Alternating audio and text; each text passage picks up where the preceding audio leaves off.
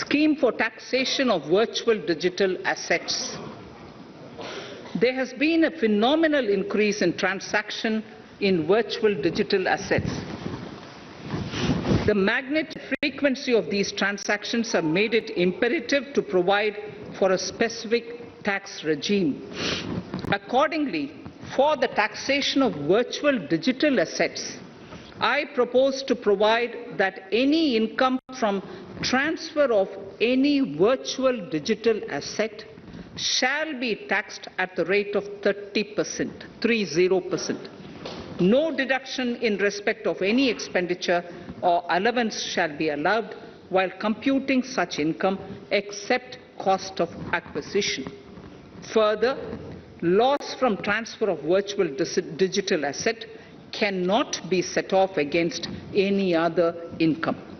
Further, in order to capture the transaction details, I also propose to provide for TDS on payment made in relation to transfer of virtual digital asset at the rate of 1% of such consideration above a monetary threshold.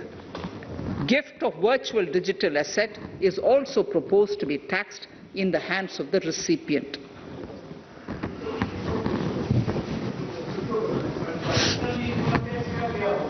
Litigation management to avoid repetitive appeals by the department. It has been observed that a lot of time and resources are consumed in filing of appeals which involve identical issues. Taking forward our policy of sound litigation management, I propose to provide that if a question of law in the case of an assessee is identical to a question of law which is pending in the appeal before a jurisdictional High Court or Supreme Court, in any case, the filing of further appeal in the case of this assessee by the department shall be deferred till such a question of law is decided by the jurisdictional High Court or the Supreme Court.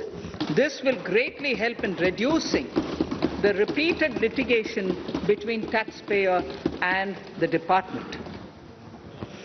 Taking forward our efforts to further promote the IFSC, I hereby propose to provide that income of a non-resident from offshore derivative instruments or over-the-counter derivatives issued by an offshore banking unit, income from royalty and interest on account of lease of ship, and income received from portfolio management services in IFSC shall be exempt from tax subject to specified conditions. Rationalization of surcharge. In the globalized business world, there are several work contracts whose terms and conditions mandatorily require formation of a consortium. The members in the consortium are generally companies. In such cases, the income of these AOPs has to suffer a graded surcharge up to 37%, which is a lot more than surcharge on the individual companies. Accordingly, I propose to cap the surcharge of these AOPs at 15%, 15%. Further, the long-term capital gains on listed equity shares, units, etc., are liable to maximum surcharge of 15%, while other long-term capital gains are subjected to a graded surcharge which goes up to 37%. I propose to cap the surcharge on long-term capital gains arising on transfer of any type of assets at 15%. This step will give a boost to startup community, and along with my proposal on the extended tax benefits to manufacturing companies and startups, reaffirms our commitment to Atmanirbhar Bharat.